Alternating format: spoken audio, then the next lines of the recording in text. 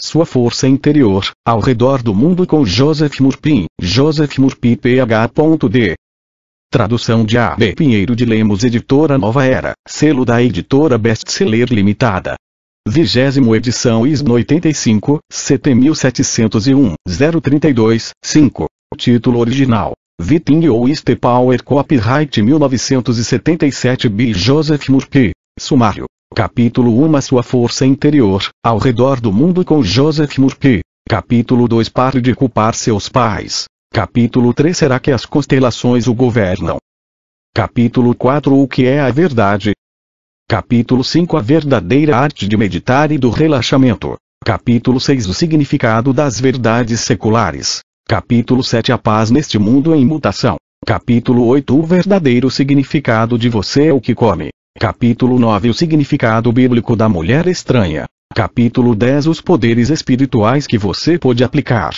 Capítulo 11 A resposta está dentro de você. Capítulo 12 Uma meditação sobre o Salmo 23. Capítulo 13 Qual é o seu problema?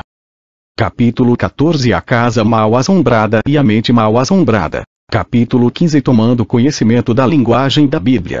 Capítulo 16 Muitas respostas para muitas perguntas. Capítulo 17 Verdades que você deve saber.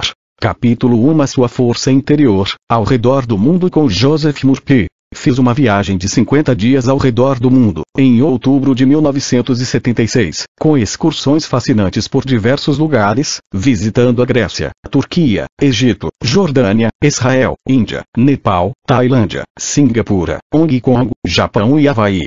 Conheci muitas pessoas interessantes, visitei diversos santuários, ouvi preleções sobre várias crenças religiosas, curas milagrosas em santuários, técnicas de preces usadas e a maneira singular como muitos abordam a presença do poder invisível. Durante essa viagem, tive a oportunidade de conversar com muitas pessoas sobre as leis da mente e as do espírito. Fiquei bastante interessado ao constatar que tantas pessoas, nos muitos países visitados, desejavam saber mais sobre o funcionamento da mente subconsciente. Uma das razões para minha viagem era reunir material para um livro. Portanto, tomei anotações mentais de tudo o que vi e ouvi. Muitas observações estarão incorporadas às páginas seguintes.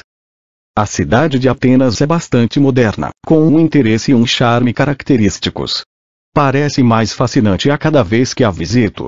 Na verdade, trata-se de uma exploração literal à antiguidade. O Partenon, o Templo de Zeus, excursões a Eleusis e Corinto, o que me fez recordar os mistérios eleusíneos e a atração dos rituais misteriosos dos templos antigos, repositórios de tesouros espirituais.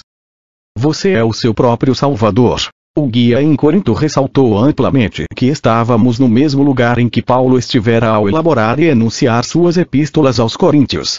Depois, acrescentou que Paulo sabia que Jesus era o Salvador do homem. Mas isso não é correto, como podemos constatar ao examinar a Bíblia. Paulo disse: Cristo, a glória esperada está em vocês, centímetros 1 e 27. E se Cristo não ressuscitou, é vã a nossa pregação, 1 15 e 14. Desperte, você que está dormindo. Levante-se dentre os mortos, e Cristo o iluminará. F 5:14. O que a Bíblia está querendo dizer com tais palavras? A interpretação literal da Bíblia tem contribuído para levar muitas pessoas inteligentes à descrença. Devemos compreender que as Escrituras abundam em simbolismos. Muitas frases e capítulos da Bíblia demonstram a total impossibilidade de serem interpretados literalmente. E se admite que alguma parte é figurada, alegórica e mística, então muitas outras também podem ser. Os homens que escreveram a Bíblia, a maioria dos quais é anônima, disseram para si mesmos: sabemos o que desejamos transmitir, mas como explicar às pessoas? Assim, decidiram falar de problemas, dificuldades, guerras, antagonismos, doenças etc., explicando depois como superá-los. A esperança de glória. Não se trata de um estado virtuoso, de entoar hinos, ir à igreja, seguir as regras e preceitos de uma organização religiosa etc. Significa a prática da presença de Deus que está dentro de você. Significa expressar luz, amor, verdade e beleza agora, ser feliz e viver na alegre expectativa do melhor. Quando você emite boa vibração e seus relacionamentos familiares e sociais são positivos, isso é também a glória, o brilho e o raio de Deus. Cristo significa a presença de Deus em você.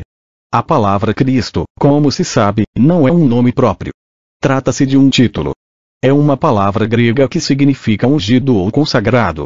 Corresponde à palavra hebraica Messias e à palavra Buda. O Cristo em você significa a presença divina em você, a verdade espiritual sobre você. Jesus é o nome de um homem. As palavras Jesus e Josué são sinônimas.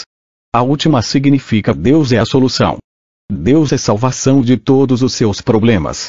Ver Cristo significa ver, perceber espiritualmente, a paz onde há discórdia, o amor onde há ódio, a alegria onde há tristeza, integridade, perfeição e beleza onde há doença. Esse exercício mental e espiritual é frequentemente chamado de prática da presença de Deus. E quando eu for levantado da terra, atrairei todos os homens a mim. Job 12:32. Isso significa que à medida que você eleva seu ideal, por meio da prece e da meditação, ao ponto de aceitação, a manifestação irá aparecer. Em outras palavras, você irá experimentar a alegria do atendimento da prece. O contato com a presença divina. Quando você faz uma prece e se segue uma sensação de paz, serenidade e confiança, isso significa que entrou mentalmente em contato com seu ego superior, Deus em você, o Eu Sou, e começou a conhecer-se um pouco melhor. O Cristo em você é o Eu Sou, o Espírito Vivo Todo-Poderoso, o princípio vital. Descartes disse, Contigo ergo sum, o que significa, eu penso, logo eu sou. A capacidade do espírito é pensar, permitindo a você optar, comparar, avaliar e decidir. Você é dotado de vontade, capacidade de opção e de iniciativa. A única força imaterial de que tem consciência é o seu pensamento. Descartes racionalizou que as evidências objetivas não são absolutamente verdadeiras, citando como exemplo as ilusões de ótica e outros fenômenos ilusórios. A única coisa certa no universo é que Deus é Deus.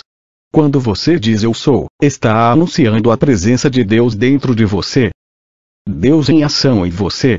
Quando você é bom e generoso, quando eleva os outros em seus pensamentos e sentimentos, quando diz algo bom e estimulante, está manifestando o eu sou em você. Você é uma individualização do Espírito Infinito e está aqui para expressar mais e mais a sua divindade. Nós nos elevamos dos mortos quando renunciamos a velhas crenças, superstições e falsas crenças e despertamos para a presença de Deus interior. Visita a Istambul. Havia 21 pessoas em nosso grupo de viagem. Todas eram de crenças religiosas diferentes. Estávamos realmente numa cidade exótica, que tem um pé na Europa e o outro na Ásia. Vale a pena visitar a famosa Mesquita Azul, a Mesquita de Solimão, o Magnífico, o Museu de Santa Sofia e o Hipódromo. Os turcos são provavelmente os mais fervorosos dos muçulmanos. Sexta-feira é o dia santificado do Islã e os negócios são suspensos, até certo ponto. Nas mesquitas, os sacerdotes leem preces e fazem sermões. Havia muitas pessoas reunidas nas mesquitas que visitamos, mas o silêncio era tão profundo que parecia não haver lá dentro um único fiel. A doutrina essencial é a absoluta unidade e supremacia de Deus. Alá é Deus e Maomé é o seu profeta. Uma pergunta sensata e a resposta. Conversando com um homem na mesquita, ele perguntou por que insistimos que devemos aceitar Jesus como nosso Salvador. Ele citou em seguida o que um missionário dissera na escola cristã que cursara quando era menino. Pois Deus amou de tal forma o mundo que entregou o seu Filho único, para que todo que crê não morra, mas tenha a vida eterna. João 13:16. Dei a seguinte explicação. Alguns pregadores infelizmente encaram a Bíblia literalmente, esquecendo as verdades seculares. Tais como: pois a letra mata, e o Espírito é que dá a vida. 2 Cor 3:6. Na terra, não chamem a ninguém pai, pois um só é o pai de vocês, aquele que está no céu. Mt 23:9. Subo para junto do meu pai, que é pai de vocês, do meu Deus, que é o Deus de vocês. João 20:17. Tudo isso indica que possuímos um pai ou progenitor comum, o princípio vital, e que, na realidade, somos todos irmãos. Ressaltei que cada homem é o seu próprio Salvador, porque Deus está em todos os homens. A Bíblia diz: eu declaro, vocês sejam deuses, e todos filhos do Altíssimo. SL 82, 6. Paulo diz: todos os que são guiados pelo Espírito de Deus são filhos de Deus. RM 8 e 14. Deus não é parcial com as pessoas, pois Deus não faz distinção de pessoas. RM 2 e 11. A Bíblia é essencialmente um compêndio psicológico e espiritual e não deve ser assumida literalmente pelas incontáveis legiões que estudam o significado dos símbolos, parábolas, fábulas, mitos, criptogramas e números mencionados ao longo do volume. Reconheci que muitos clérigos falam sobre a salvação da alma na vida posterior. Mas amanhã, a próxima semana, o ano que vem, tudo isso já é vida posterior. O princípio vital em cada um de nós está constantemente projetando na tela do espaço os resultados de nossos pensamentos e imagens habituais. O homem não pode perder sua alma, que é eterna e indestrutível, assim como Deus não pode perder a si próprio. Não existe alma perdida. Um homem pode estar perdido para a harmonia, saúde e paz, de um ponto de vista psicológico, mas sempre pode unir-se com o Espírito infinito dentro dele e novamente merecer, sentir e experimentar o que julgava ter perdido. O homem quer ser salvo da doença, dor, miséria, carência e do sofrimento, aqui e agora. Este é o problema imediato e essencial, não apenas na Turquia, mas em todas as outras partes do mundo. O futuro do homem é seu pensamento presente convertido em experiências e condições em sua vida. Você não vai encontrar a salvação ou solução para o seu problema com o homem ou outra personalidade, quer seja Jesus, Maomé, Buda ou Lao Tse. Não procure qualquer outro homem para salvá-lo. Se está perdido na selva, não há outro homem que possa salvá-lo. Mas se recorrer à inteligência infinita dentro de você, a resposta virá e será conduzido à liberdade e à segurança. Deus entregou o seu Filho, o que significa sua expressão, seu poder, seus atributos, alojando-os no subconsciente de cada homem. É por isso que Paulo diz: convido a reavivar o dom de Deus que há em você. 2 Tim 1, 6. Vocês não sabem que são templos de Deus e que o Espírito de Deus habita em vocês. 1 Cor 13, 16. Deus imaginou a si próprio para ser homem e Deus tornou-se o que ele imaginou ser. Cada homem é uma manifestação ou a imagem projetada do infinito. Todos os poderes de Deus existem em cada homem. O poder de criar imagens é a primeira faculdade do homem. O poder de criar imagens é a primeira faculdade do homem. Tudo que o homem imagina e sente ser, converte-se em realidade pela simples razão de que tudo que é gravado na mente subconsciente é expressado e se torna manifesto como forma, função, experiência e acontecimento. Meu novo conhecido falou da verdade dessa última declaração. Disse que fora doente em criança, tendo nascido na miséria e crescido na depressão, passando fome muitas vezes. Um membro de sua mesquita dissera-lhe que se imaginasse na universidade e que toda noite contemplasse o seu diploma na parede, como se lá já estivesse. Se assim fizesse, Alá faria com que o sonho se convertesse em realidade. Ele passará a praticar essa técnica todas as noites. Um dia, na praia, salvaram uma garota de morrer afogada. O pai dela, que era embaixador, ficara tão profundamente grato que o mandara estudar na Inglaterra, pagando todas as despesas. Ele está agora levando a vida eterna mencionada na Bíblia. A palavra eterna significa uma vida contínua sem os grandes movimentos irregulares do destino, uma vida criativa, serena e harmoniosa, sem altos e baixos, como doença e saúde, riqueza e pobreza, depressão e alegria. Leve um padrão de vida construtivo e progressivo.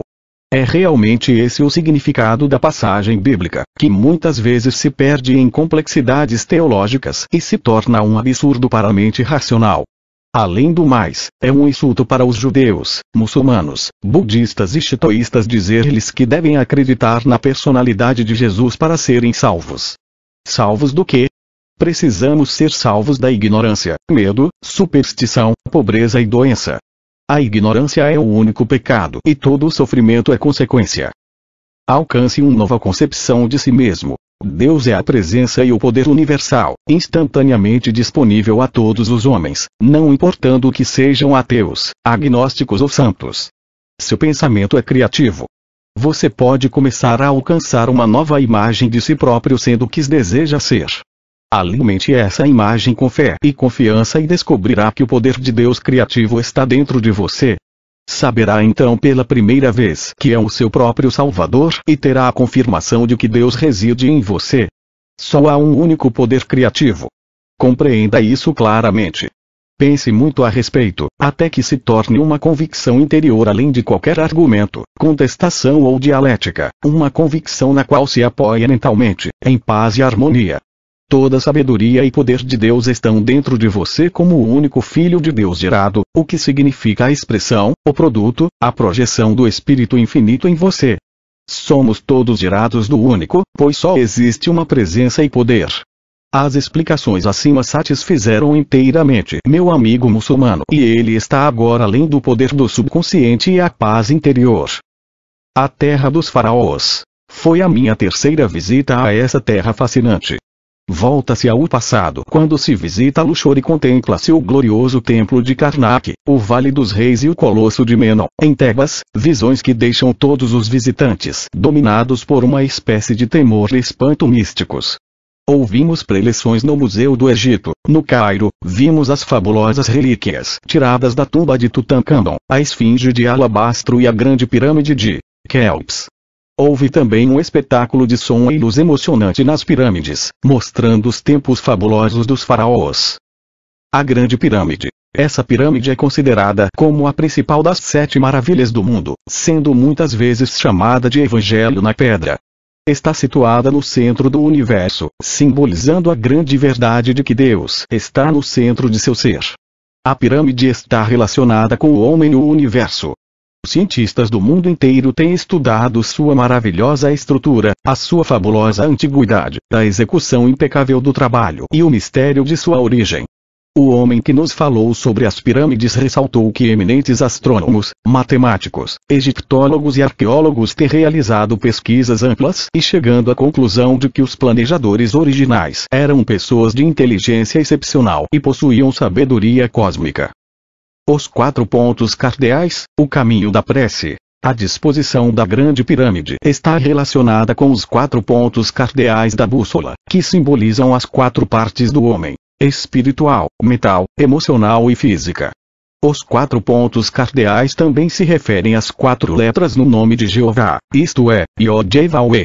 Yod é consciência, espírito, eu sou. E é uma ideia, o pensamento e imagem em sua mente. Vav representa sentimento, amor e emoção. O E final é a manifestação do que você imaginou e sentiu ser verdade. É assim que todas as coisas são feitas. Não há nada que não seja feito dessa maneira. Deus fala a você por meio do desejo. Sinta a realidade do seu desejo, alimente-o, mantenha-o, imagine a sua realidade, veja o final feliz e, gradativamente, irá concretizando em sua mente subconsciente, até que se torne realidade. Seu diâmetro determina seu futuro. A Grande Pirâmide, que é também uma história do homem, apresenta o relacionamento do diâmetro com a circunferência, perímetro, do círculo, que é expresso em valores numéricos. O círculo representa o infinito ou Deus, que não tem princípio nem fim. O diâmetro determina a circunferência do círculo. O diâmetro é o seu conceito, a sua avaliação ou impressão de si mesmo, determinando o círculo de seus relacionamentos, sua posição social, política, financeira e profissional em seu mundo. Você sempre pode ampliar o diâmetro e construir uma autoimagem mais ampla, assim ampliando o seu potencial interior, permitindo-lhe servir à humanidade mais amplamente e prosperar em todos os sentidos. Ela traçou um diâmetro maior. Conversando com uma musicista aposentada, ela me contou que estava se sentindo entediada com aquela vida sem nada para fazer. Um dia, sentou-se calmamente e afirmou: Deus amplia meus talentos de uma forma maravilhosa, e mais pessoas são abençoadas com o que tenho a oferecer. Professores, sacerdotes e estudantes universitários passaram a procurá-la em busca de aulas particulares. Ela precisa agora rejeitar alguns dos que a procuram, pois não dispõe de tempo para atender a todos. Descobriu ela da vida, a alegria de dar os seus talentos e liberar o esplendor interior aprisionado. Descobriu que a idade não é a fuga dos anos, mas sim o amanhecer da sabedoria. A interpretação da pirâmide. Diversas interpretações têm sido dadas à palavra pirâmide, como luz do sol. O verdadeiro significado é medida de 10. O número 10 significa, de um ponto de vista fálico, os órgãos geradores masculino e feminino, o que simbolicamente representa a união do princípio macho e fêmea em todos nós. Portanto, o verdadeiro significado da pirâmide é a interação de sua mente consciente com a subconsciente, a união equilibrada que proporciona harmonia, saúde, paz e abundância em sua vida. A Câmara do Rei e a Câmara da Rainha representam o princípio macho e fêmea em todos nós. Os frutos do primeiro ano. Um fazendeiro que nos acompanhava perguntou-me: por que os primeiros frutos são dados ao Senhor? Ele citou a seguinte passagem da Bíblia: pegue os primeiros frutos que você recolher da terra, que Javé seu Deus vai lhe dar, coloque-os num cesto. DT 26, 2. Há um costume entre muitos povos do Oriente Médio e de outros lugares de deixar que os primeiros frutos apodreçam, já que pertencem a Deus. O primogênito, de acordo com a tradição de Israel, recebe as propriedades ou bens. Em alguns países existe a lei do primogênito, que é o direito do mais velho numa família constituída pelo mesmo pai e mãe. Pelas leis da Inglaterra, o primeiro filho possui o direito exclusivo de herança. A lei da vida é uma inversão de tudo isso. Rejeitar os primeiros frutos e só comer os seguintes é pura e simplesmente uma decorrência da incompreensão. A explicação é simples. Tudo o que significa é o seguinte: o que você é agora e o que deseja ser. Você deve morrer para o estado antigo e viver para o novo. Em outras palavras, você exalta e alimenta o ideal em sua mente, sabendo que um poder todo-poderoso está agindo por sua conta. Na medida em que permanecer fiel a seu ideal, esta irá se moldar dentro de você e o velho estado morre, aparecendo a nova manifestação. Ela disse: tudo está andando para trás. Uma mulher me perguntou: por que tenho todos esses problemas? Tenho feito preces por um novo estado.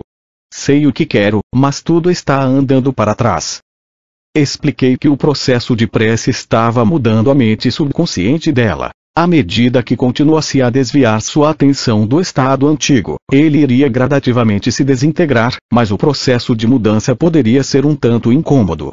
Quando se varre uma sala, a poeira levanta e a gente sente vontade de se retirar. Mas quando a sala está limpa, podemos sentar e achar tudo satisfatório. Não se vê a poeira. Isso acontece 9 vezes em 10. À medida que se abastece o subconsciente com padrões vitais, os antigos destroços e complexos ocultos no subconsciente procuram resistir, criando um pouco de poeira. Mas se continua o processo de limpeza, todo o seu mundo muda e você é transformado. Ela queria um casaco de pele. Durante a excursão, conversei com uma mulher que me contou que, alguns anos antes, quisera ter um casaco de pele, mas não dispunha do dinheiro necessário para comprá-lo. O inverno estava se aproximando em Nova York, onde ela morava, uma cidade em que neva e faz muito frio. Ela começou a se imaginar num casaco de pele, sentindo a sua realidade, afagando o casaco imaginário. Na imaginação, contemplava-se no espelho usando o casaco e experimentando toda a alegria de possuí-lo. Alguns dias depois, entrou numa loja para olhar os casacos à venda e experimentá-los. Enquanto o fazia, no entanto, seu casaco velho foi roubado. A gerência da loja decidiu oferecer-lhe um casaco de pele, exatamente como ela desejava, a um preço bastante reduzido e que ela tinha condições de pagar, como uma compensação. A mente subconsciente dela providenciou tudo, à sua maneira. A mente subconsciente sabe tudo e não tem de raciocinar logicamente. A inteligência infinita está dentro dela. Se você raciocina indutivamente, não pode deixar de admitir que nem todas as coisas são possíveis. Ela raciocinou que não podia ter um casaco de pele. Mas, imaginando-se num casaco de pele e sentindo sua realidade, levou a mente subconsciente a aceitar o desejo e convertê-lo em algo concreto à sua maneira. Todas as coisas são possíveis para sua mente mais profunda. Não resta a menor dúvida de que a referida mulher conseguiu o que desejava pela imaginação constante, impregnando a mente subconsciente, que reagiu de acordo com a imagem na mente dela. O homem tem a capacidade de opção. Você pode optar por ser bem-sucedido, feliz, alegre e livre. O papel não lhe está reservado. Não existe a predestinação. Se existisse, não teríamos o menor direito de criticar ou elogiar quem quer que fosse neste mundo, pois cada um estaria simplesmente preenchendo um papel, como um ator numa peça. Você pode representar qualquer papel que desejar, simplesmente atiçando o dom de Deus que existe dentro de você. Deve lembrar que não poderíamos despertar o que há dentro de nós se já não estivesse lá antes. Há mérito quando você diz que seu filho escolheu o caminho do bem. 1000 anos são aos teus olhos como o dia de ontem, que passou, uma vigília dentro da noite. SL 89, 94. Essa é uma expressão poética significando que 1 milhão de anos são como um segundo no drama do despertar. Deixe que a ressurreição dos poderes de Deus ocorra em você e maravilhas irão acontecer a cada prece. Capítulo 2. Pare de culpar seus pais. A Jordânia é um país fascinante e uma viagem a Petra revela uma cidade espetacular, entre rosa e vermelha, de antigos palácios, túmulos, templos, escadarias e ruas escavadas em rocha. O visitante é dominado por uma espécie de reverência mística ao percorrer as ruínas antigas dessa cidade histórica. Diversas escavações no local da Dibon bíblica revelaram que a ocupação da área remonta ao início da Idade do Bronze, por volta de 3000 AC. Conversando com um homem no hotel em Amman, a capital da Jordânia, ele me contou que nunca conhecera os pais, nascera na miséria e agora era diplomata, trabalhando numa embaixada no exterior. Estava de férias, visitando alguns dos locais históricos de sua pátria.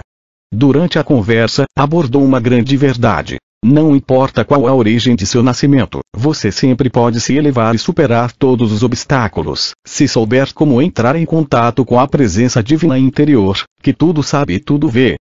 Ele disse que muitos cientistas e autores de ficção afirmam que nossos genes determinam o destino que nos está reservado e que tudo o que será necessário fazer, no futuro, é alterar o código genético. Dessa maneira, poderemos produzir os tipos de homens e mulheres que quisermos no mundo, praticamente da mesma forma como criamos gado e cavalos puro sangue.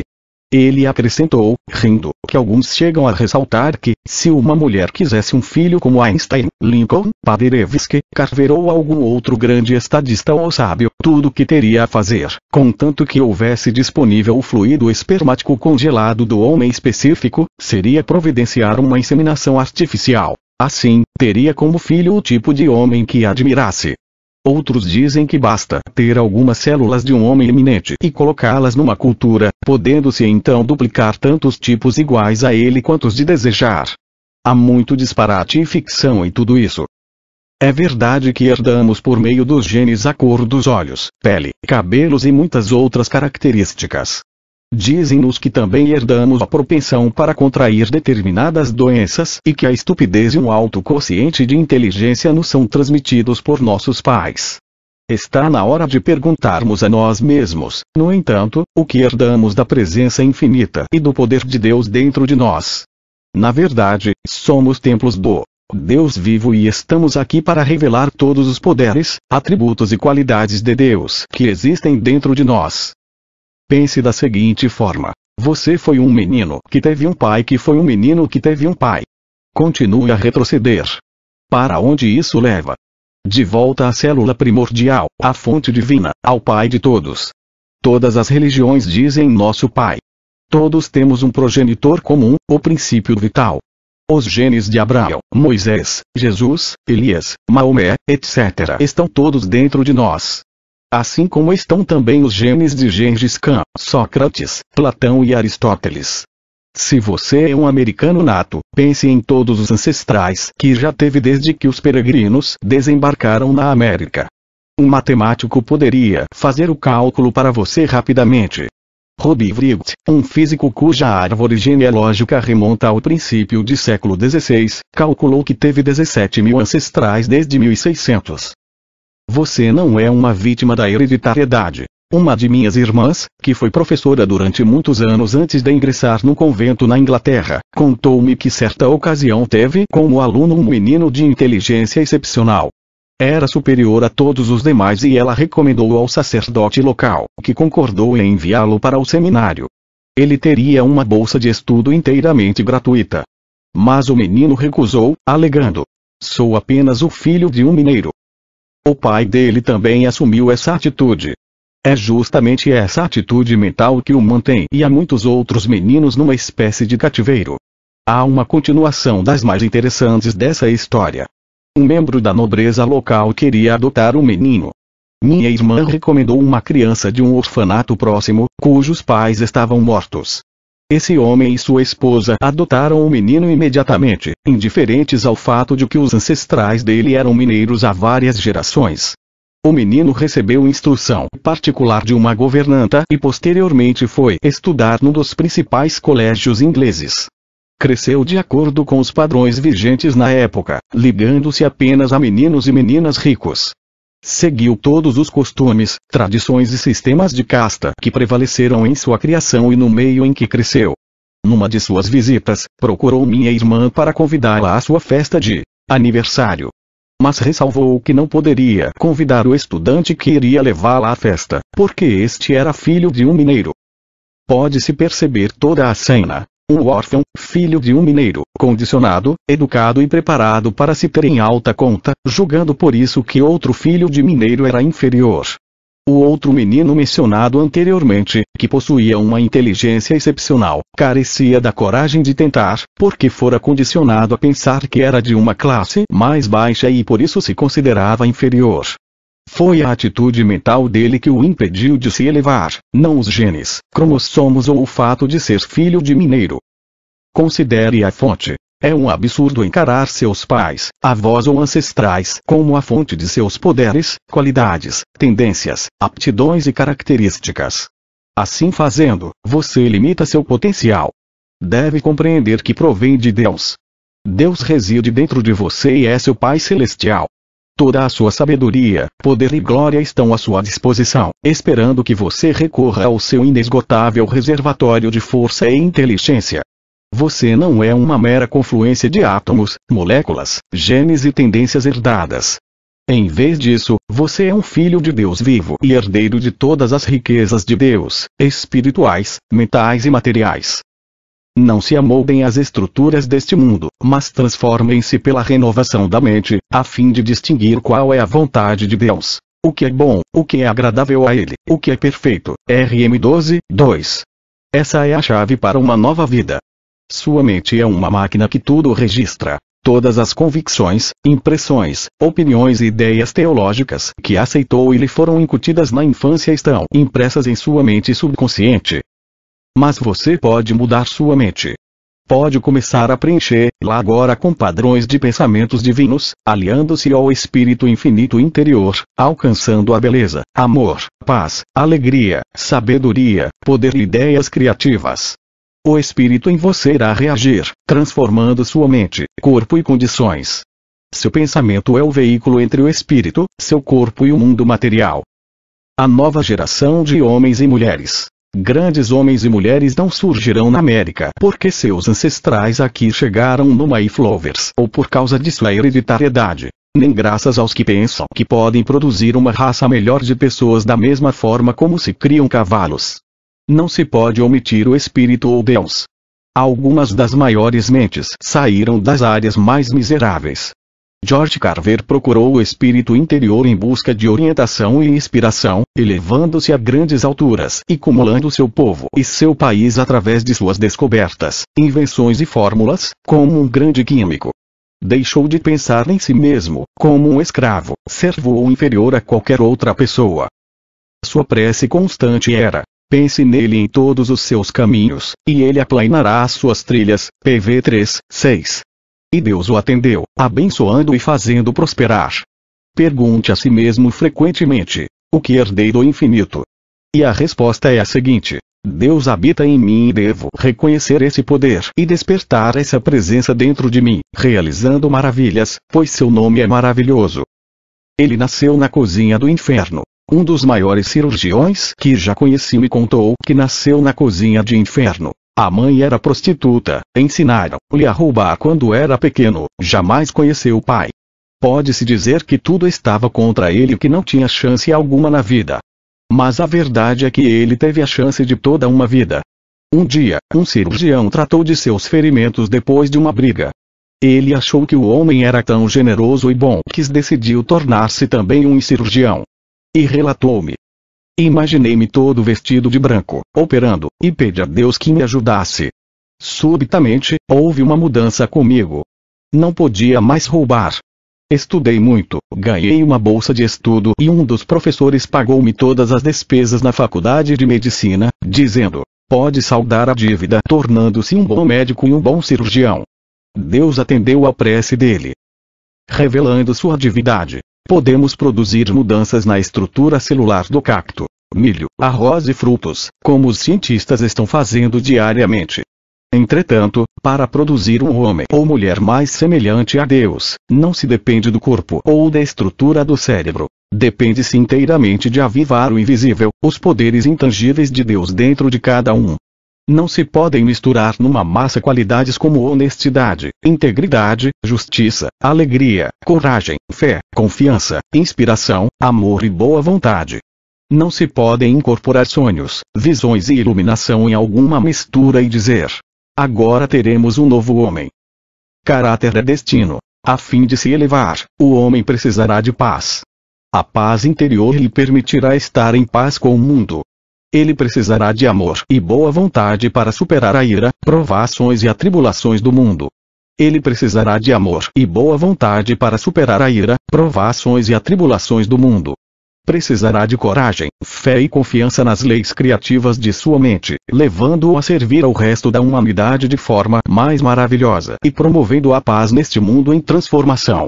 Paz, harmonia, alegria, amor, sabedoria e compreensão emanam de Deus. Não se podem acrescentar a um homem ou mulher, pois sempre lá estiveram, esperando apenas um momento de serem liberados pelo indivíduo. Por esse motivo, o convidado a reavivar o dom de Deus que está em você, 2 Tm 1:6.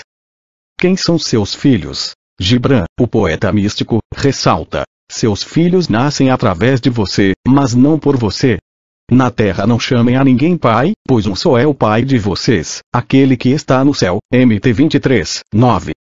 Você vem de uma nobre linhagem quando pensa em seu pai, Deus, a presença invisível, o poder que criou todas as coisas, visíveis e invisíveis.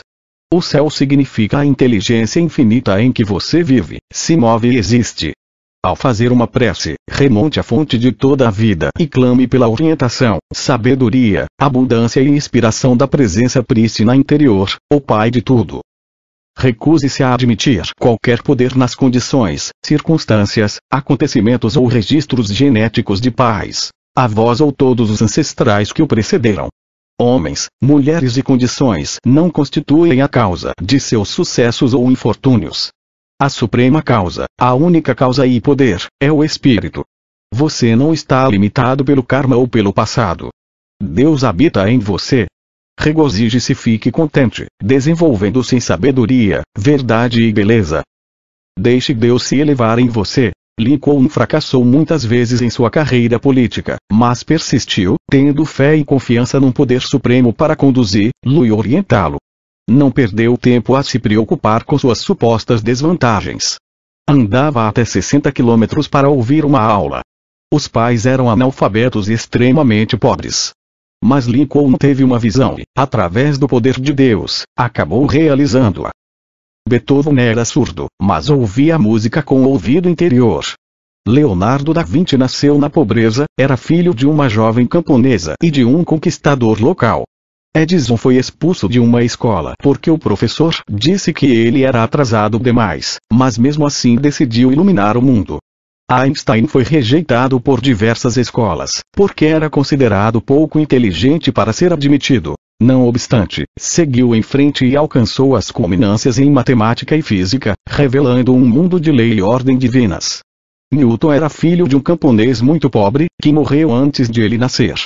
Newton recorreu à fonte de toda a sabedoria e deu-nos a lei da ação e reação, esclarecendo as mentes dos homens com suas deduções e descobertas astronômicas. Compreenda que esses gêmeos provêm das famílias mais pobres.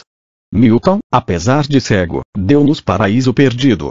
A imaginação divina era o olho espiritual de Newton, que lhe permitiu promover as coisas de Deus, assim aniquilando as barreiras de tempo, espaço e matéria e promovendo as verdades da presença invisível dentro de todos nós. Lembre-se como Chico, o limpador de esgotos parisienses, imaginou e viveu no estado mental paradisíaco chamado sétimo céu, muito embora jamais tivesse visto a luz do dia. Ter nascido num palácio, ser filho de um rei ou descendente de uma família nobre não significa necessariamente que teremos outro Milton, Shakespeare, Phidias ou Beethoven. Os homens realizam grandes coisas quando se tornam conscientes da ascendência divina. E quando nos momentos serenos de meditação e fantasias divinas tornam-se conscientes do fato de que as coisas invisíveis dele, desde os princípios dos tempos, são claramente visíveis. A fé é sua consciência interior. Sua atitude mental representa sua fé. Tudo lhe acontecerá de acordo com sua fé na inteligência criativa dentro de você. Tome consciência da orientação e bondade do infinito operando em você, através de você e ao seu redor. Elimine os álibis e desculpas. Há alguns anos, li o arrazoado de um advogado suplicando que desculpassem os perversos atos criminosos de seu cliente, declarando que o homem provinha de uma família miserável, de um ambiente horrível, que o pai fora um bêbado e a mãe levara uma existência de prazeres. Mas o sábio juiz declarou-lhe: não me venha com essa história. O irmão desse homem, criado nas mesmas circunstâncias, é um dos mais eminentes juristas deste estado. A borboleta provém do casulo e desenvolve asas, permitindo-lhe voar, revelar sua beleza e glória. Da mesma forma, você pode sair dos grilhões que o limitam e elevar-se com as asas da fé e da imaginação, revelando assim a sua própria glória.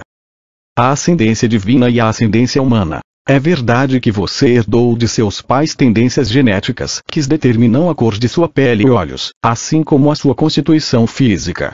Seu temperamento e disposição são afetados pelo ambiente mental e emocional do lar.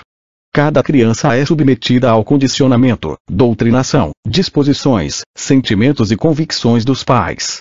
Contudo, quando a criança cresce e toma consciência da presença divina interior, pode se elevar e superar qualquer desvantagem. Subitamente, descobre a sua fonte divina. Ao começar a contemplar as verdades eternas, eleva-se acima do ambiente e influência dos pais e do lugar em que foi criada, superando tanto os problemas passados como os presentes. Nosso condicionamento e educação. Podemos ter sido vítimas de falsos ensinamentos, de falsas crenças teológicas a respeito de Deus, da vida e do universo. Mas podemos mudar as convicções negativas, adquirindo o hábito de pensar construtiva, harmoniosa e pacificamente. Nosso subconsciente é a sede do hábito, mas devemos ter consciência de que todos os hábitos podem ser alterados. Os medos, superstições, tabus e censuras mentais e emocionais foram-nos indubitavelmente incutidos na juventude. Durante a excursão que fiz à Índia, Nepal, Tailândia e outros países, ouvi muitas pessoas com cursos superiores dizendo: posso voltar em outra vida como um tigre, leão, cachorro ou qualquer outro animal se não me comportar devidamente nesta. Diziam que sua situação presente na vida estava baseada no karma e que estavam colhendo o que haviam semeado numa vida anterior. Acreditavam que estavam sendo punidas por erros passados. Para muitos, o karma era uma lei cruel que lhes impunha punição, uma espécie de olho por olho, dente por dente. Tudo isso está muito longe da verdade. Independentemente do passado de um homem, se procurado da maneira correta, o amor divino dissolve tudo que lhe seja diverso. Deus é o agora eterno. Karma significa a lei da ação e reação. No princípio mental não há tempo nem espaço.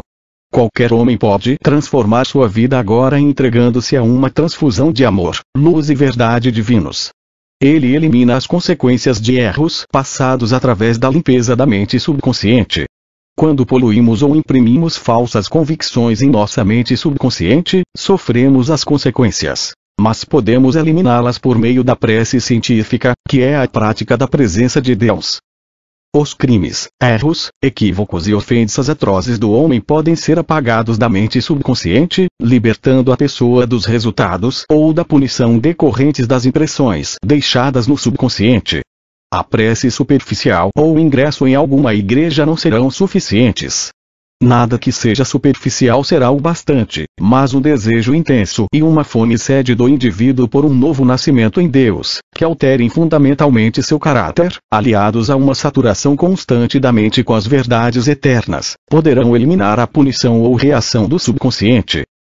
A ação é da mente consciente, enquanto a reação é da mente subconsciente. O karma não é uma sentença temível a se superar ou que tem de ser expiada. A ideia de karma vem do Oriente, mas em todos os escritos sagrados, inclusive no Bhagavad Gita, vai-se verificar que, quando se volta ao centro divino e se contemplam as verdades de Deus, está encerrado o estado antigo e há o nascimento do novo. Toda a adversidade é redentora e reparadora pela prática da presença de Deus. Uma atitude alterada muda tudo. Os mortos o dominam. Será que os pensamentos, convicções e opiniões de pessoas mortas, que há muito deixaram esta dimensão da vida, estão dominando-o? Pensamentos mortos representam pensamentos mesquinhos, baseados na ignorância, medo e superstição. Você vai descobrir que milhões de pessoas no mundo inteiro ainda são dominadas e impelidas por tendências e emoções, como medo e ressentimento, ganância, hostilidade e autocondenação, derivadas de gerações que passaram há muito para a próxima dimensão da vida.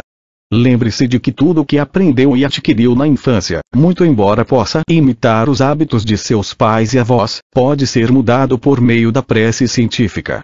É mais do que racional admitir que a inteligência infinita que o criou, a partir de uma célula, também pode curá-lo. A inteligência infinita fez todos os seus órgãos e controla todos os processos vitais de seu corpo. Sua mente é a mente de Deus, havendo apenas uma única mente comum a todos os indivíduos. Possibilidades tremendas estão latentes dentro de você. Suas pressuposições, crenças e convicções subconscientes determinam e controlam todas as suas ações conscientes. Em outras palavras, você é a crença expressa. Tome uma decisão agora, chegue à conclusão de que não mais ficará sujeito a falsos padrões de pensamento, que lhe foram incutidos quando era jovem. O Espírito ou Deus em você é a única presença, poder, causa e substância. Junte-se a seu Pai Celestial e transforme sua vida. Espírito e matéria. A ciência moderna sabe que espírito e matéria são interconversíveis e intermutáveis. A matéria é simplesmente espírito em velocidade moderada que adquire visibilidade. É um erro dizer que você está condicionado pelo meio ambiente, sua casa, emprego, negócio, ou lugar em que vive, pois isso é puramente sugestivo. Mas se o aceitar, continuará a repetir os mesmos velhos padrões de seus antepassados e talvez leve a mesma vida, baseada em credos, dogmas e tradições.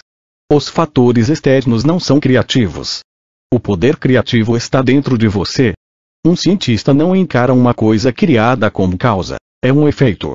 Conhecendo a localização do poder criativo e da causa primeira, você não irá mais atribuir a qualquer pessoa, lugar ou situação o poder de criação ou geração.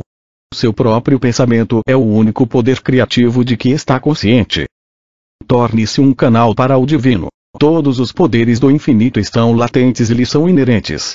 Uma prece maravilhosa que se pode praticar é a seguinte: Deus é, e sua sagrada presença flui através de mim como beleza, harmonia, amor, alegria, sabedoria, compreensão, orientação divina e abundância. Sei que é tão fácil para Deus promover todas essas coisas quanto uma folha de relva e dou graças que assim seja. Repita essas verdades 3 ou 4 vezes, à noite e pela manhã, certificando-se de não negar posteriormente o que está afirmando. Vai descobrir que é realmente um filho do infinito e uma criança da eternidade. Todos os poderes do infinito começam a passar através de você, o que é chamado na Bíblia o Cristo em você, a esperança de glória. Procure sempre a sua herança espiritual e nunca de seus pais ou ancestrais humanos. Você possui todo o poder sobre sua própria vida e os meios e capacidade de transformar seu mundo. Pare de culpar seus pais. Quando crianças, todos nós fomos impressionáveis, maleáveis e sujeitos às convicções, pensamentos e condicionamentos dos nossos pais. Não possuíamos a compreensão espiritual ou raciocínio para rejeitar todos os pensamentos e medos negativos que nos foram incutidos. Como adulto, você é responsável pela maneira como pensa, sente, acredita e age. É o único pensador em seu mundo. Você e somente você é totalmente responsável pela maneira como age e reage. É o que pensa durante o dia inteiro. Como pensa e sente, assim você é e assim se torna. O que quer que lhe tenha sido incutido por teólogos, pais, tios, tias ou professores pode ser desaprendido. As crenças e conceitos tradicionais que adquiriu quando jovem ou o simples fato de imitar os atos supersticiosos do avô quando tinha 8 anos de idade podem ser mudados e corrigidos agora, neste exato momento. Preencha sua mente com as verdades de Deus e estará expulsando dela tudo o que lhe seja diverso. Você é um rei. É chegado o momento de você reivindicar sua realeza, pois é um rei sobre todo o território de suas concepções. Lembre-se de uma coisa. Você pode penetrar nas selvas de qualquer país, encontrar e adotar um menino que seja primitivo e analfabeto, ensinar-lhe a sabedoria de Deus e fazê-lo praticar os pensamentos certos, os sentimentos certos e as ações certas, ao mesmo tempo em que lhe diz que é filho de um rei e herdeiro de um trono. O menino irá acreditar. Irá representar o papel de um príncipe. Desenvolverá uma postura real e um nobre comportamento. Gradativamente, irá se tomar um rei sobre seus pensamentos, palavras, feitos, ações e reações, assumindo a soberania sobre sua própria vida. Isso acontece porque o Rei Todo-Poderoso está dentro dele. Se não fosse assim, não poderia acontecer. Você é um filho do Deus vivo. Reivindique a sua herança agora. A voz interior dirá a uma pessoa assim: você é o meu filho, eu hoje o gerei. HB 1:5. Capítulo 3. Será que as constelações o governam? As ideias para este capítulo ocorreram ao autor quando realizamos um interessante passeio de carro através da Jordânia até Israel, atravessando a ponte Alembi e o Rio Jordão. Fizemos uma excursão pelos santuários religiosos famosos, tão populares na Bíblia. Visita a Belém é fascinante, assim como contemplar no caminho as maravilhosas colinas e vales da Judéia. O mosteiro de Elias e o túmulo de Raquel possuem profundos significados. O Monte das Oliveiras representa um alto estado de percepção quando contemplamos as coisas divinas. O Jardim de Getsemane, de um ponto de vista esotérico, representa a sua própria mente quando, em profunda meditação sobre a presença divina, destila o óleo da alegria e experimenta um momento que perdura eternamente. O Muro das Lamentações lembra a todos nós que devemos esquecer as coisas que estão para trás e procurar o prêmio da sabedoria, verdade, beleza e alegria agora. A Igreja de São Estevão e o Domo de Pedra lembram-nos que a Igreja está realmente dentro de nós e que estamos aqui para produzir as maravilhas do infinito interior. Igreja significa eclésia, dar vazão ao poder e sabedoria de Deus de seu eu superior. A pedra significa a sua convicção da presença de Deus, que é invulnerável, invencível e inexpugnável. Betânia, a tumba de Lázaro e Jericó também têm um significado profundo. Jericó significa o estado de fragrância. Quando experimenta uma resposta à sua prece, não pode suprimir a alegria que se eleva em você, assim como não se pode suprimir o perfume de uma rosa. A tumba de Lázaro representa qualquer estado morto, assim como doença, frustração ideais ou desejos mortos que não foram ressuscitados.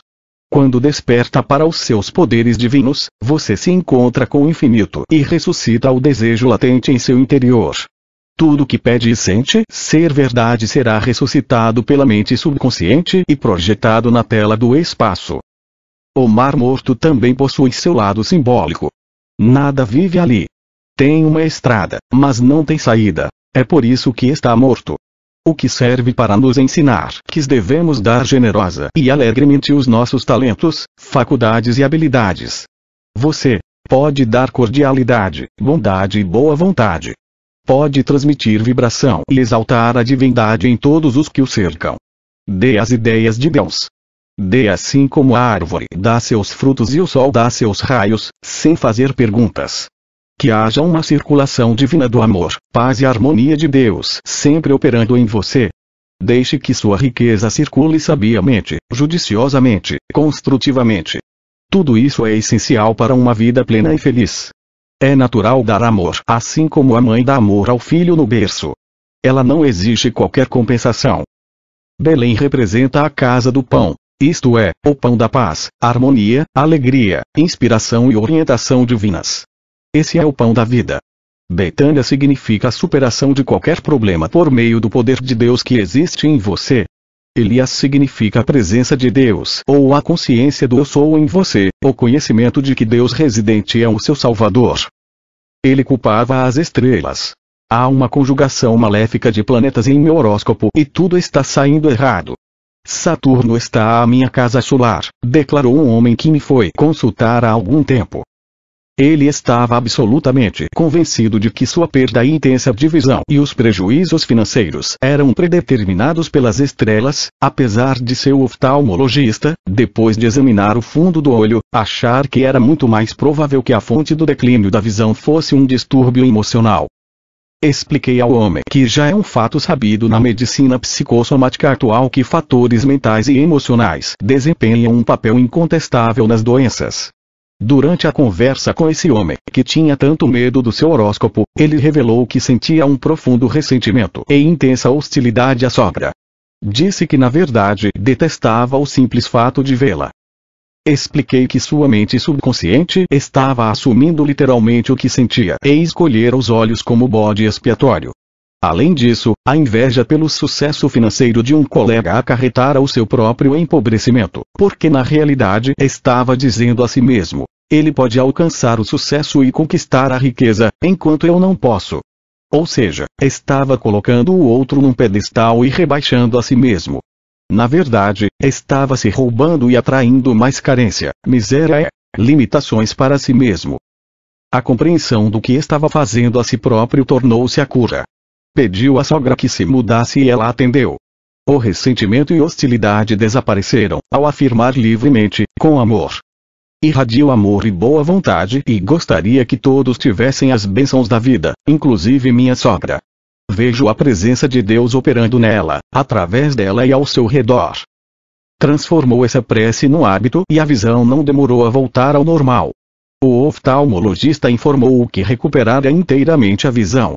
Na verdade, ele estava determinando a própria cegueira, já que a mente subconsciente não tinha alternativa senão obedecer às diretrizes da mente consciente.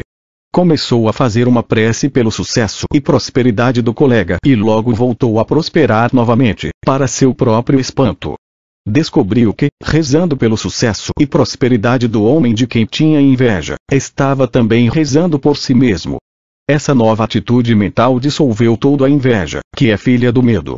E tudo isso aconteceu apesar dos presságios negativos dos mapas astrais. O único poder, Shakespeare disse, não é as estrelas mas sim a nós mesmos que estamos subordinados. O único poder está em sua consciência, o eu sou, a sua percepção, o espírito vivo ou Deus dentro de você. Portanto, não deve prestar obediência às estrelas, mas sim a Deus, que criou as estrelas, assim como os planetas. Devemos dar poder ao Criador, não à coisa criada. A Bíblia declara continuamente que devemos deixar de idolatrar falsos deuses. Não tenha outros deuses diante de mim. Ex 23. Eu sou Javé, esse é meu nome. Não vou dar para outro a minha glória, nem vou ceder minha honra para os ídolos. Is 42, 8.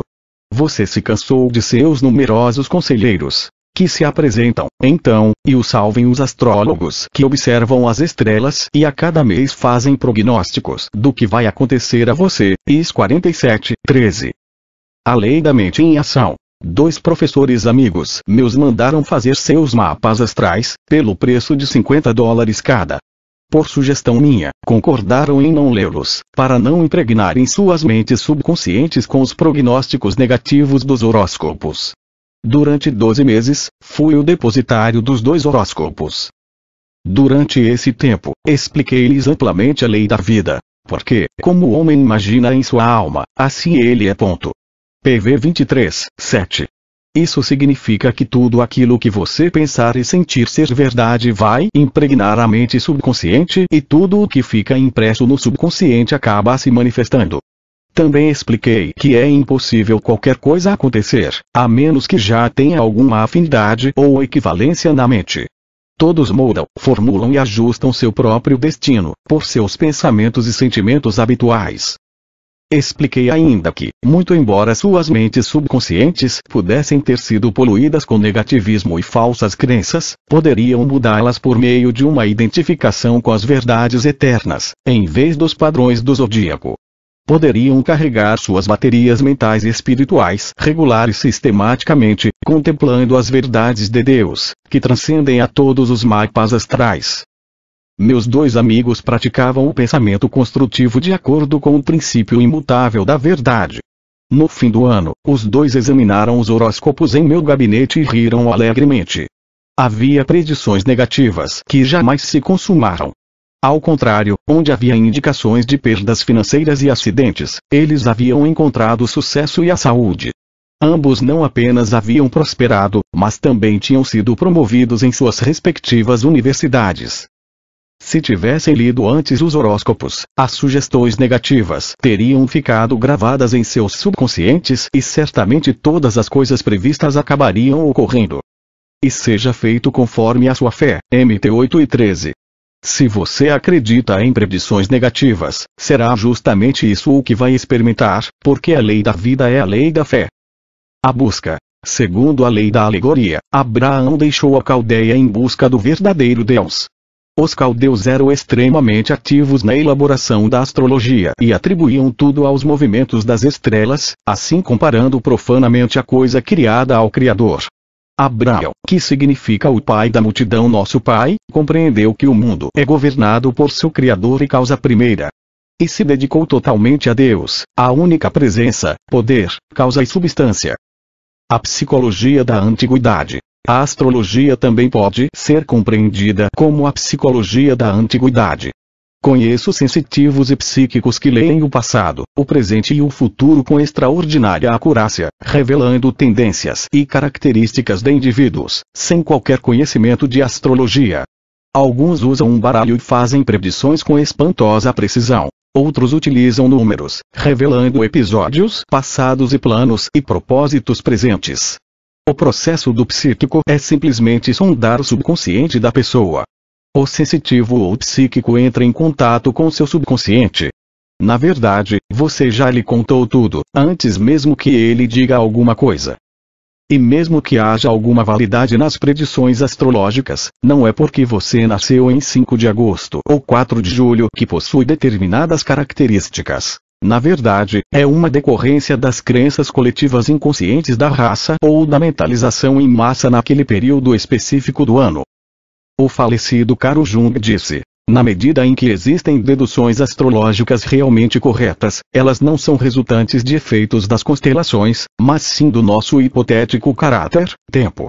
Em outras palavras, tudo que nasce ou é feito num determinado instante do tempo possui as qualidades desse instante. Isso é semelhante à operação do I Ching chinês, em cuja apresentação Jung ressaltava que tudo o que acontece num determinado momento possui inevitavelmente a qualidade peculiar desse momento. Ao longo dos tempos, a mente da raça tem conferido poder às constelações e signos, acreditando que exercem uma influência sobre nós. Em outras palavras, toda a ideia da influência dos signos sob os quais nascemos está baseada na ideia ou convicção coletiva no subconsciente. Todos nós somos parte da mente coletiva e somos afetados pelas crenças do inconsciente coletivo, a menos que libertemos nossas mentes por meio da prece científica, que é a contemplação das verdades de Deus do ponto de vista mais elevado. A lei é a seguinte: somos tudo aquilo que pensamos. Uma crença da mente coletiva nos Estados Unidos. No subconsciente de 200 milhões de pessoas nos Estados Unidos, por exemplo, está a superstição ou crença da mente coletiva de que um presidente vai morrer ou encontrar um fim prematuro a cada 20 anos. Contudo, isso não precisa necessariamente acontecer. Se o ocupante da Casa Branca saturou sua mente com o significado profundo do Salmo 91, vai ficar completamente imunizado, tão impregnado de Deus, que nada lhe poderá acontecer. Como Touro se torna Áries. Se você diz que nasceu em Touro quando o Sol estava tropicalmente nesse signo, deve se lembrar de uma coisa. No zodíaco sideral, baseado em estrelas fixas, que é usado no Oriente, o Sol estaria em Áries. Todas as definições que você lê são derivadas de observações empíricas. Vamos supor que tenha nascido no dia 10 de maio. Um astrólogo na Índia, usando a versão sideral do zodíaco, diria que o Sol estava em Áries. Consequentemente, a descrição das tendências e características seria diferente da que teria se alguém o classificasse como nascido em Touro. Contudo, se ambos os astrólogos, esquecendo os rótulos Áries e Touro, analisassem-no de acordo com seu período de tempo, isto é, a sua data de nascimento, baseando suas descobertas na crença da mente coletiva e na observação empírica de milhares de amostras ao longo dos anos, provavelmente chegariam a observações e deduções similares. Da mesma forma, um bom grafólogo pode examinar sua letra e fazer uma excelente descrição de suas características, tendências, aptidões e predições de sucesso futuro, etc. Mas tudo isso é baseado também em observações empíricas sobre o modo de escrever e o formato das letras, além da percepção intuitiva ou psíquica do operador. O zodíaco, com seus 12 signos, simboliza as 12 tribos do Antigo e os 12 apóstolos do Novo Testamento. Em outras palavras, os 12 poderes ou atributos e qualidades de Deus estão em você. Os nomes das estrelas. Os antigos, disse Maimônides, concentrando toda a sua atenção na agricultura, deram nomes às estrelas, derivados de suas ocupações durante o ano. Para compreender a astrologia em termos de desenvolvimento histórico, o eminente estudioso C.F. Volney, em Revolutions of Empires, publicado em inglês, em Paris, em 1802, ressaltou que o complicado sistema de culto às estrelas foi organizado à beira do Nilo Superior. Estava relacionado com os produtos da terra e os trabalhos da agricultura. Assim, os etíopes chamaram de estrelas da inundação ou aquários as estrelas sob as quais o Nilo começava a fluir. Estrelas do boi ou do touro, aquelas sob as quais começava a arar. Estrelas do leão, aquelas sob as quais esse animal, tangido do deserto pela sede, aparecia nas margens do Nilo. Estrelas da virgem da colheita, aquelas da estação da colheita. E estrelas do carneiro, aquelas sob as quais esses animais eram paridos. Os mesmos etíopes, tendo observado que a volta da inundação sempre correspondia à ascensão de estrelas espetaculares, que apareciam na direção da fonte do Nilo e pareciam advertir o lavrador contra as águas iminentes, compararam essa ação à do animal que, com seus latidos, dá aviso do perigo. Assim, chamaram a principal dessas estrelas de o cão que ladra Sirius. Da mesma forma, deram um nome de estrelas do caranguejo àquelas em que o Sol, tendo chegado ao trópico, recua por um lento movimento retrógrado, como o caranguejo ou Câncer.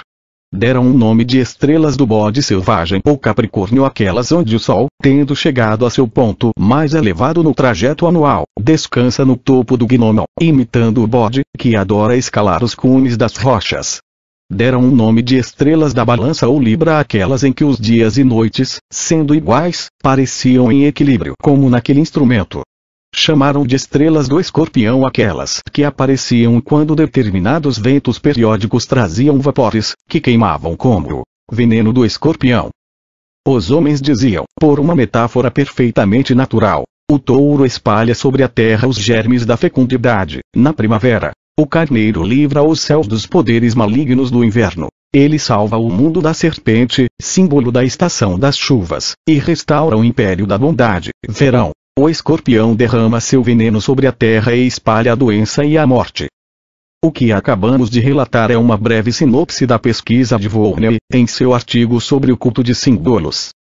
O zodíaco e seu significado. A palavra zodíaco significa uma linha ou cinturão imaginário no céu.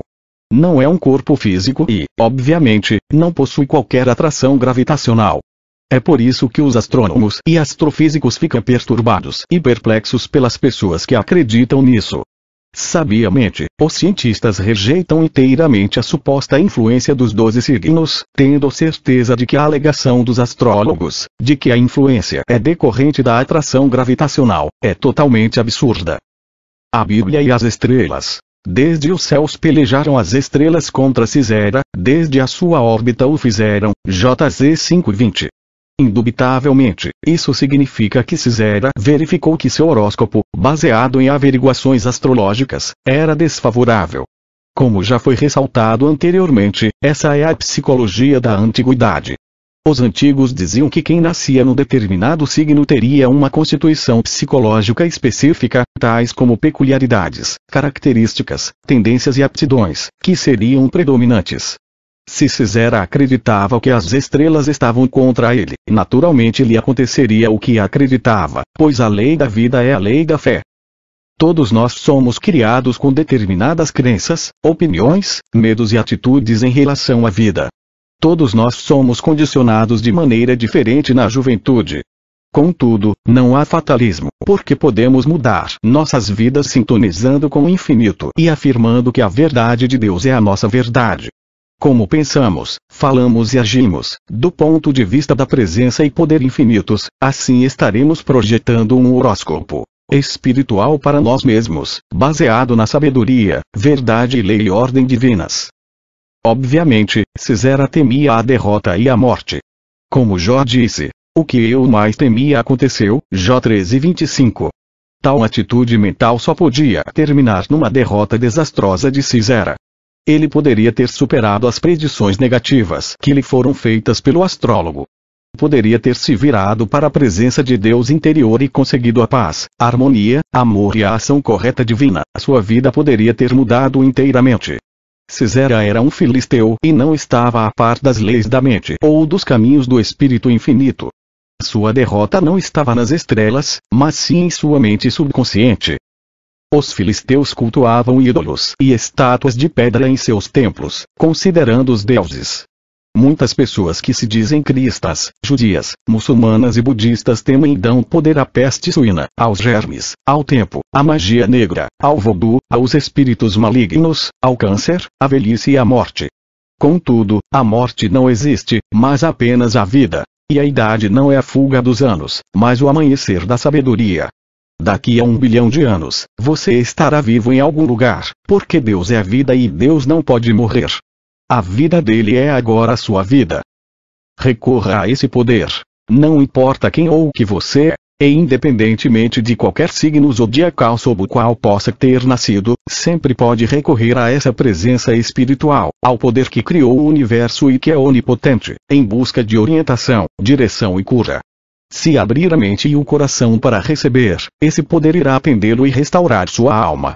Contudo, se acreditar que Saturno está trabalhando contra você, então o infinito não poderá operar através de você. Confie no espírito interior. Todas as coisas se tornarão novas e todos os obstáculos e dificuldades irão se dissipar, da mesma forma que a luz dissipa a escuridão. Sortilégio, vodu e feitiçaria. Tudo o que essas palavras realmente representam é um mau uso do poder espiritual. Existe apenas um poder, Deus. Tudo está baseado na sugestão. Você tem o poder de rejeitar as sugestões ou predições negativas dos outros. Pense no bem e o bem se seguirá. Ingresse na consciência do amor de Deus e irradiará amor e boa vontade para todos. Gradativamente, irá desenvolver uma imunidade à atmosfera negativa e às falsas crenças do mundo. Encare o vodu e a magia negra sua verdadeira luz. Veja como realmente são, isto é, usados por pessoas que ignoram o verdadeiro poder espiritual.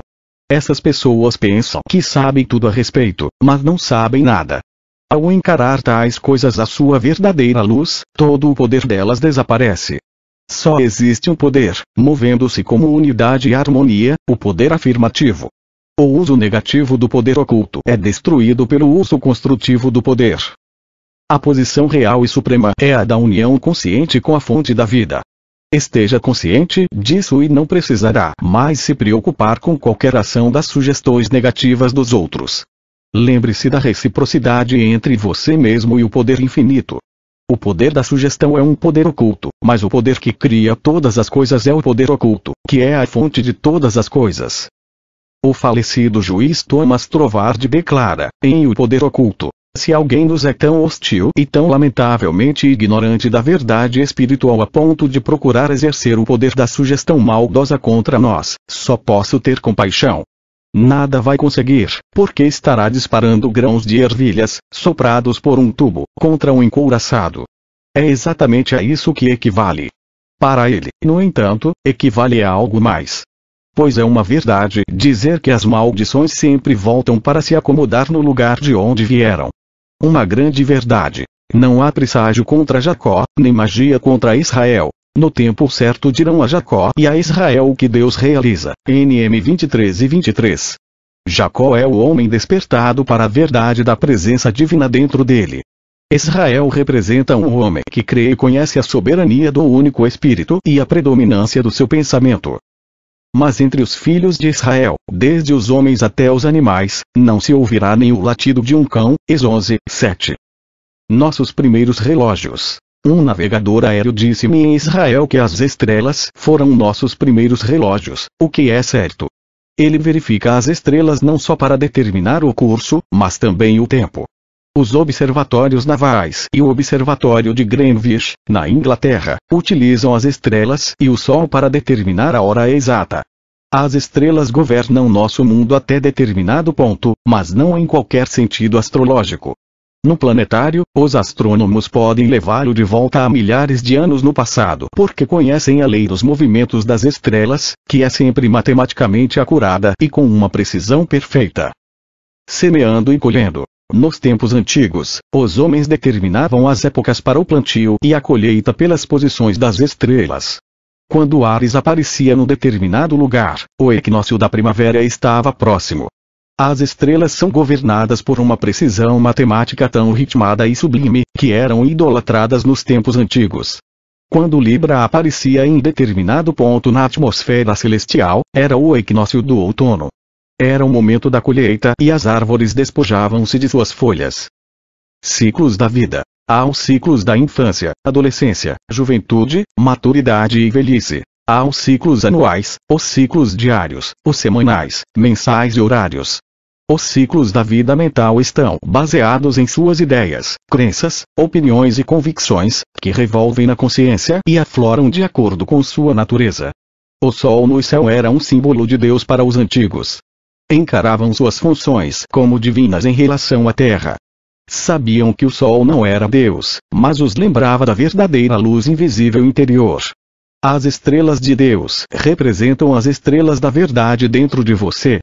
Simbolizam o conhecimento, a percepção, a sabedoria e as ideias criativas que iluminam o céu da mente, dando paz, harmonia, alegria, abundância e segurança. Assim, é uma tolice cultuar as estrelas ou os planetas, que são apenas massas de combinações moleculares, deslocando-se pelo espaço. Em vez disso, por que não cultuar e se dedicar totalmente à inteligência infinita onde você vive, se move e existe? Capítulo 4 O que é a verdade? Em Nova Delhi, exploramos tanto a parte nova como a antiga da cidade, visitando o túmulo de Gandhi, a mesquita de Jama, o Forte Vermelho, a Praça do Luar e muitos outros lugares fascinantes e interessantes, de importância religiosa e histórica. Vale a pena visitar Jaipur e o famoso Palácio da Cidade, que agora abriga um museu contendo manuscritos raros. Tivemos a rara oportunidade de visitar o Taj Mahal numa noite de lua cheia. Todas as pessoas do nosso grupo permaneceram em silêncio por cerca de 20 minutos, contemplando a beleza, a simetria, a ordem e as proporções impecáveis. É uma das 7 maravilhas do mundo e foi construído pelo imperador Shah Jahan como um mausoléu para sua esposa favorita Mumtaz Mahal, em mármore branco. É um símbolo universal de amor. As muralhas e palácios, famosos pelas intrincadas incrustações, são testemunhas silenciosas dos conhecimentos matemáticos e geométricos dos antigos construtores indianos. Indubitavelmente, pertenciam a antigas corporações, integradas por homens, iniciados no ato de transmitir beleza, amor e ordem divina em prédios de pedra e mármore. O Taj Mahal pode ser chamado de uma história de amor em pedra. Nossa visita a Benares foi muito instrutiva e compensadora.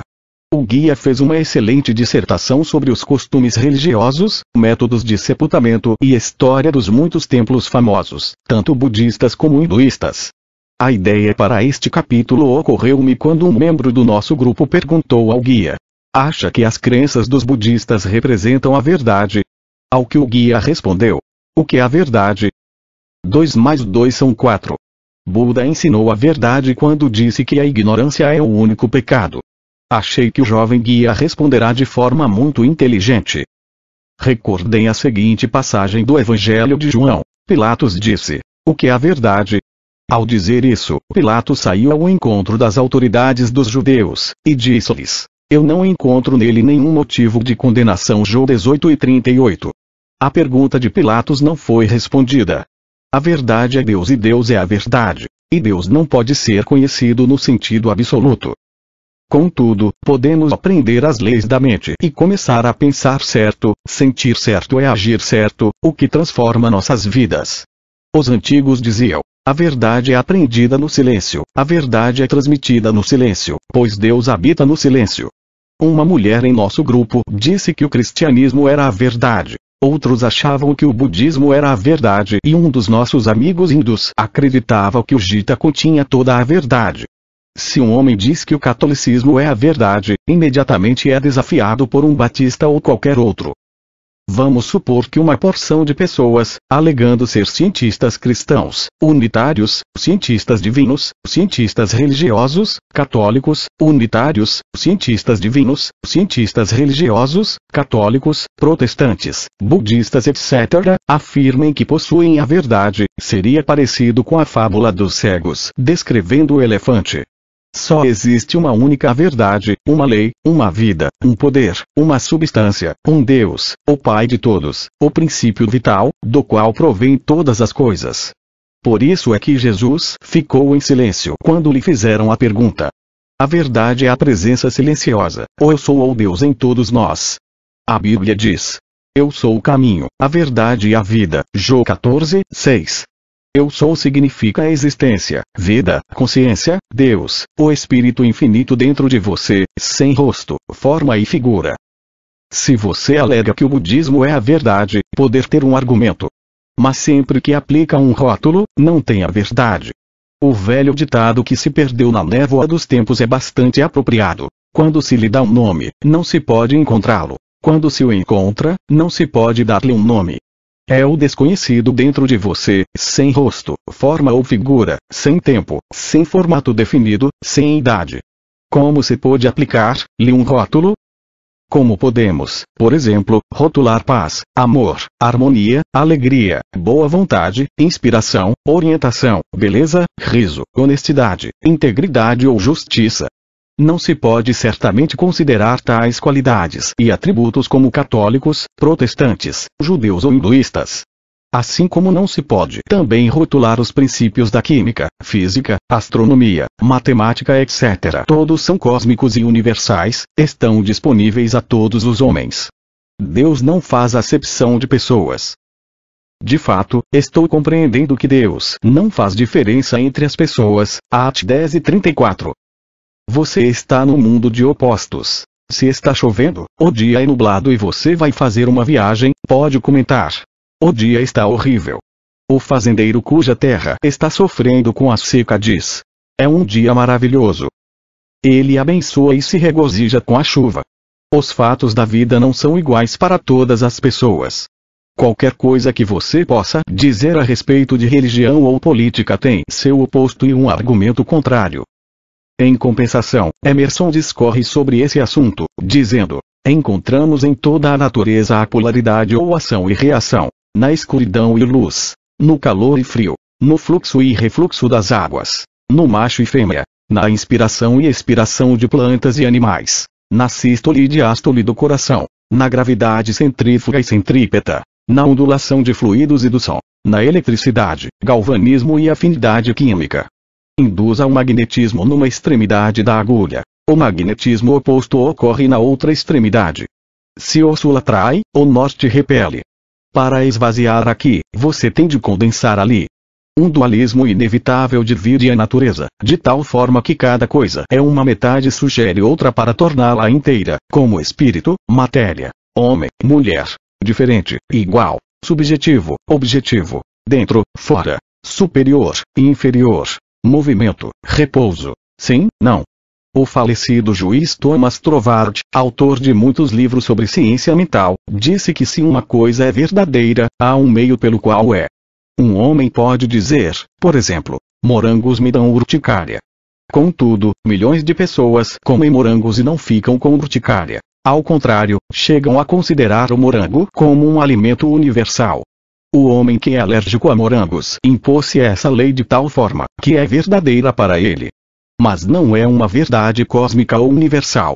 Se fosse, qualquer pessoa que comesse morangos iria sofrer algum distúrbio. Cada uma das duas declarações opostas é verdadeira, à sua maneira. O homem está manifestando seu relacionamento pessoal com morangos,